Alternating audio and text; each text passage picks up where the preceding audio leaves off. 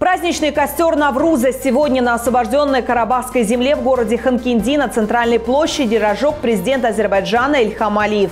Глава государства поздравил азербайджанский народ с приближающимся праздником Навруз. Я уже в 4-й раз развожу праздничный костер на освобожденной Карабахской земле. В 2021 году праздничный костер был разожжен в Шуше, в 2022 в Сугувушане, в прошлом году в селе Талыш, а на этот раз в городе Ханкинди. Для меня это большое счастье. Ильхам Алиев подчеркнул, что Ханкинди является древней азербайджанской землей. Хочу сказать моему дорогому народу, что я назвал эту площадь площадью Победа.